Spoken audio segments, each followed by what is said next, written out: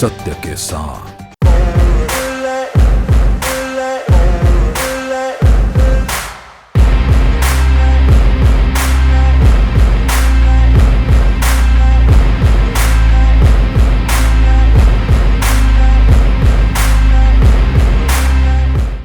नमस्कार, मैं हूं संजय कुमार। आज मैं इस वक्त मौजूद हूं काशीपुर में। आज हम बात करेंगे नगर निगम के नगर आयुक्त विवेक राय जी से। चलिए बात करते हैं। सर, पहले तो आपका बहुत बहुत धन्यवाद हमारे शो में आने के लिए। सर, मेरा पहला क्वेश्चन आपसे यही होगा, नगर निगम शहर को सुंदर बनाती है, तो इसको लेके आप क्या कदम उठाते हैं? सर्वप्रथम हमारा ये प्रयास है कि केवल नगर निगम शहर को सुंदर नहीं बनाता है, जब तक कि जन सहभागिता नहीं होगी शहर सुंदर नहीं होगा। तो हमारा प्रयास है कि जन जन के बीच में जाकर के सफाई जो है एक सेवा है, सफाई एक आवश्यकता है, सफाई हमारे लिए अगली पीढ़ी के लिए किसी भी प्रकार से जो है अपरिहार्य है, उसको हम जो है तब अपनाएं। सर, मैंने जैसे कि अभी देखा नगर निगम में आपने सिंगल प्लास्टिक जो यूज बैन हुआ था उत्तराखंड में हाल ही में, उसको लेकर आपने बहुत सारे कैंपेन शुरू किए। आपने अपने आसपास के एरिया में डिकम्पोज प्लास्टिक करने के लिए मशीनें भी लगा रखी है, तो उसको लेकर आप क्या कहना चाहेंगे? सिंगल यूज प्लास्टिक को लेकर के हमने जो है जब जनता के बीच में मैं गया और हमारी टीमों ने बड़े व्यापक अभियान चलाए।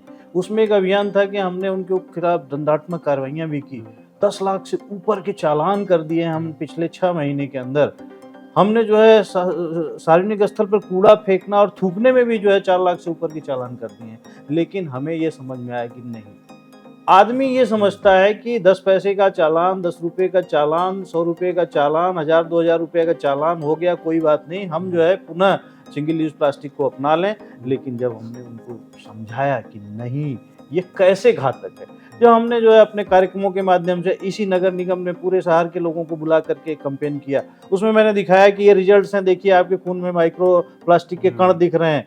जब हमने उनको ये दिखाया कि ये प्लास्टिक जो है कैसे आपके लिए घातक हो रहा है। हमारा एक स्लोगन होता था कि आप जो है घी खाना बंद कर रहे हो, चिकनाई खाना बंद कर रहे हो, उससे सोच रहे हो कि आपका हृदय जो है सुरक्षित रहेगा, लेकिन आप प्लास्टिक खा करके उसके माइक्रो कण अपने अंदर डाल करके अपने हृदय को बंद करने की स्थिति में जा रहे हो। जिस प्रकार से आप लीकेज को प्लास्टिक से बंद करते हो, उसी तरीके से प्लास्टिक के माइक्रो कणों को जाने अनजाने में अपने हृदय अंदर ग्रहण करके हृदय को आप क्षति पहुंचा रहे हो। ये बहुत घातक होगा आपके लिए भी, आपकी अगली पीढ़ी के लिए। कितने डेयरियों वालों ने अपने यहाँ एक जो है वो पर्चा लगा रखा है कि यदि आप अपना डब्बा लेकर के आएंगे दूध लेने तो हम 2 रुपया किलो कम जो है आपका दूध देंगे। कितनी सब्जी वालों ने लिख करके रखा हुआ है कि यदि आप जो है थैला लेके आएंगे तो हम आपको सब्जी में रिबेट देंगे। तो ये जो चेंज आ रहा है, यही उद्देश्य था हमारा। आम नागरिक का ये कहना है कि प्लास्टिक सस्ती भी होती है।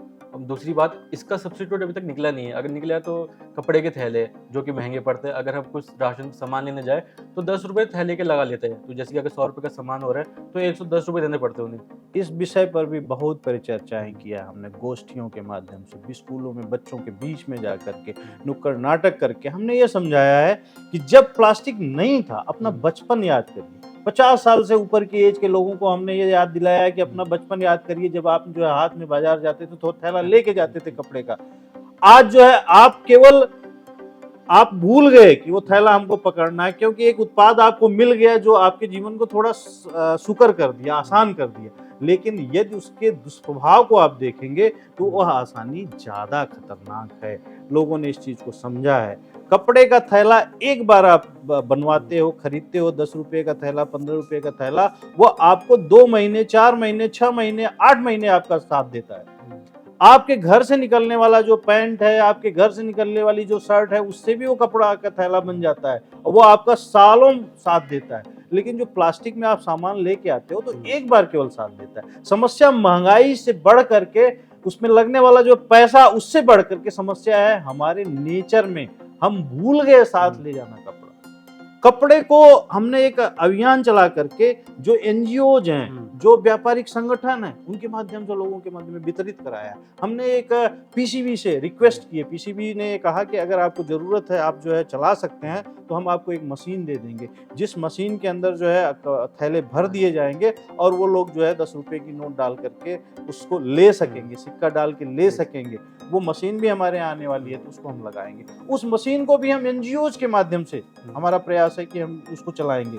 एनजीओज को एक बार जो है इन्वेस्टमेंट हमारा होगा उस मशीन पर, एक बार जो कपड़ा रखेंगे हम थैला, उस पे जो पैसा लगेगा वो निगम का होगा। लेकिन इसके बाद हमने कहा एनजीओ से कि आप उसको चलाओ। कुछ लोगों को हमने रोजगार दिया, साथ ही जो है हमने सिंगल यूज प्लास्टिक से जनता को दूर किया, लोगों को स्वास्थ्य की तरफ ले गए। सर, प्लास्टिक को साइड में रख के हम बात करें तो पॉल्यूशन को कंट्रोल करने के लिए क्या स्टेप उठाए जा रहे हैं यहाँ पे? पॉल्यूशन को कंट्रोल करने के लिए हमने वृक्षारोपण के कार्यक्रम किए हैं। पॉल्यूशन को कंट्रोल करने के लिए हमने जगह जगह जो है पानी का छिड़काव किया है।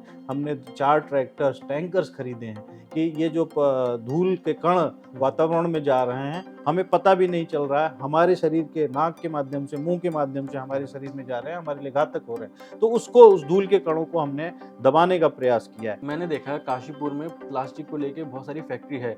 हमारे पास जो है केवीआर, गलवेलिया ऐसी फैक्ट्रियां हैं जिनके पास जो है बहुत ही हाई टेम्परेचर के फर्नेसेस हैं। तो उन लोगों ने जो है एक अच्छा काम किया इस शहर के लिए कि उनका ये कहना है कि ये अच्छी किस्म का प्लास्टिक जो है जिस भी कीमत पे आप देंगे, जिससे मतलब उनका कि वो अच्छी कीमत देंगे और उससे वो धागे बना रहे हैं, जो रजाइयों में फाइबर्स यूज होते हैं उस तरीके के धागे बना रहे हैं। तो काफ़ी वो भी हमें सहयोग कर रहे हैं। जो बोतल्स हैं हमारे शहर में आपको जल्दी देखने को नहीं मिलेंगी, क्योंकि वहाँ पे डिमांड है। और जो हमारा रैक पिकर्स है वो उसको उठा करके वहाँ पे उसको अच्छा पैसा मिल रहा है, तो वहाँ पे यूज कर रहा है। मैं इसी कड़ी में आपको बताना चाहूँगा कि हमने इस सफाई व्यवस्था से अपने शहर के रैक पिकर्स को भी जोड़ा है। अभी एक हम 26 जनवरी पे कार्यक्रम किए थे जिसमें रैक पिकर्स को सम्मानित किया है। पहली बार जो है उनकी आंखों से आंसू आ गए कि किसी ने जो है हमको कूड़े से उठा करके इतने बड़े जनसमूह के बीच में ला करके और पब्लिकली जो है सम्मानित किया। रैक पिकर्स के रूप में इस मुहिम को आगे बढ़ा रहे हैं। साथ ही मैं बताना चाहूंगा कि एक वर्ग है ट्रांसजेंडर। जी, ट्रांसजेंडर को भी हमने जोड़ने का प्रयास किया है। हमने इस कार्यक्रम में जो ट्रांसजेंडर की जो प्रमुख हैं, परवीन बुआ के नाम से जानी जाती हैं, उनसे हमने नहीं कुछ तो 10 बार बात की, फोन पे बात की। उन्होंने हिचकिचाते मुझे सहमत दी कि मैं आऊंगी, कभी कहा बीमार हूँ, कभी कुछ कहा। लास्ट में जब 26 जनवरी को उनको हमने आमंत्रित किया, उन्होंने कहा मैं तो बीमार पड़ी हूँ। मैंने कहा आप अपने प्रतिनिधियों को भेज दिए। उन्होंने अपने 2 प्रतिनिधि भेजे।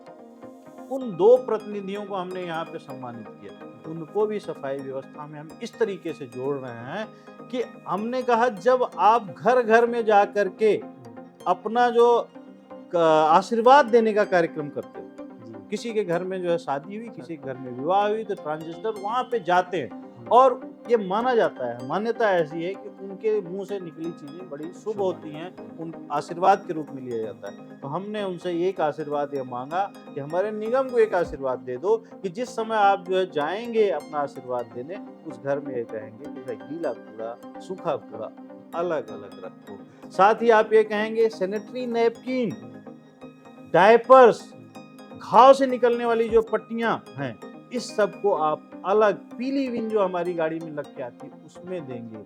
हमने एक व्यवस्था और बनाई है कि इस 3 तरीके के कूड़े जो हमने गीला, सूखा और जो आपको पीला जो आपका सैनिटरी नैपकिन का कूड़ा था, उसके अलावा एक कूड़ा का और व्यवस्था बनाया है। काली बिन हमने अपनी गाड़ी में लगाई है और केवल मंगलवार को पूरे शहर वासियों से हमने कहा है कि केवल मंगलवार को आप हैजार्डियस वेस्ट का मतलब हो गया कि सेल, चार्जर, मदरबोर्ड, इस तरीके के इलेक्ट्रॉनिक जो है सामान, इलेक्ट्रिकल सामान जो कि अपशिष्ट के रूप में आपके घर में पड़ा हुआ है, जिसको आप हमारे कूड़े में डाल दे रहे हो। अगर मोबाइल की बैटरी आपने फल के साथ जो है कूड़े में, सड़े फल के डाल दिया, वो निश्चित रूप से गाय खाएगी। और वो बैटरी अगर उसके मुंह में चली गई, जानवर जो है जब खाता है तो आप देखते हैं कितनी गति से खाता है, क्यों? वो जुगाली करता है। एक बार उसका मन यह है, उद्देश्य है कि हम जो है पेट को भर लें, फिर उसको हम जो है पचाएंगे। उस क्रम में अगर वो बैटरी उसके शरीर के अंदर चली गई, उसकी मृत्यु निश्चित है। अभी ये मैं नहीं कहूँगा कि इन सारी व्यवस्थाओं में मैं बहुत सफल हो रहा हूँ, लेकिन निश्चित रूप से लोगों ने सोचना शुरू कर दिया है। हमारा फेसबुक, हमारा ट्विटर हैंडल जो है वो, उस पे लोगों की जो प्रतिक्रियाएं आ रही हैं, बहुत संतोष मिल रहा है कि हम किसी एक सकारात्मक दिशा में आगे बढ़ रहे हैं। मेरा आखिरी सवाल आपसे है कि आप हमारे ऑडियंस को जो वेस्ट मटेरियल है उससे क्या उत्पाद बनाया जाए, या उनको बोले कि स्वच्छ कैसे रखा जाए अपने शहर को। आपके ऑडियंस को और हमारे जितने भी सुनने वाले हैं, यहाँ पर हमारे शहर के लोग सुनेंगे, उनको मैं कहना चाहूँगा कि जैसा कि आपने देखा अभी संसद के अधिवेशन में माननीय प्रधानमंत्री जो है जी प्लास्टिक से बनी हुई जैकेट पहन के आए थे। तो उनको प्लास्टिक से बनी जैकेट पहनने की आवश्यकता क्या है? उस पद पे रह करके उनको आवश्यकता केवल यह है कि पूरा राष्ट्र इस हमारे संदेश को ग्रहण करे। प्लास्ट मतलब वेस्ट से हमको वेल्थ जनरेट करनी है। वेस्ट को इस तरीके से हमको जो है आगे उसको यूज करना है कि वो हमारे लिए समृद्धि का कारक बने, हमारे स्वास्थ्य के लिए समस्या न बने, हमारे समाज के लिए समस्या नहीं बने। और ये तब नहीं होगा जब हम सोर्स पर सेग्रीगेशन करें। कूड़ा अगर गीला और सूखा कूड़ा मिल गया है, हैजार्डियस वेस्ट, गीला सूखा कूड़ा, सैनिटरी नैपकिन आदि अगर मिल गए, उनको अलग करना एक बहुत बड़ी समस्या है। तो मेरा आपके ऑडियंस से यही कहना है कि आपको इसकी जरूरत को समझना होगा कि सोर्स पे कूड़ा उत्पादित कौन करता है। कूड़ा जो है ना तो निगम उत्पादित करता है, ना कोई संस्था उत्पादित करती, उत्पादित तो व्यक्ति करता है, परिवार करता है। तो वहीं पे जहाँ पे कूड़ा का उत्पादन हो रहा है, वहीं पे सेग्रीगेशन अपरिहार्य है, अति आवश्यक है। इसका और कोई विकल्प नहीं है। अगर हम गीले कूड़े को अलग करेंगे, गीला कूड़ा खाद बन जाएगा, सूखे कूड़े को अलग करेंगे तो उससे जो है प्लास्टिक रिसाइकलर प्लास्टिक को, कागज रिसाइकलर कागज को यूज कर लेंगे। अगर हैजार्डियस कूड़े को हम अलग कर दिए तो उसको जो है जो भी एजेंसी उसको रिसाइकलर जो है यूज करता है वो कर लेगा, कूड़ा नाम की चीज रह ही नहीं जाएगी।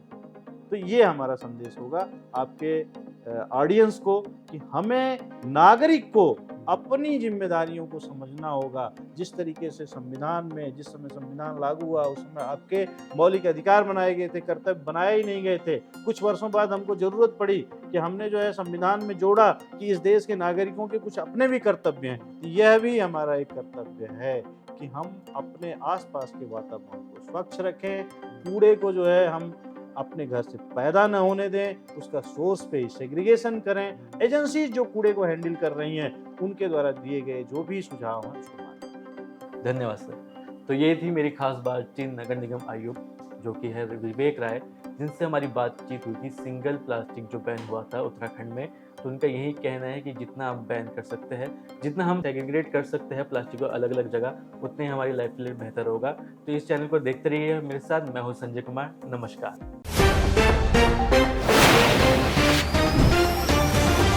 सत्य के साथ।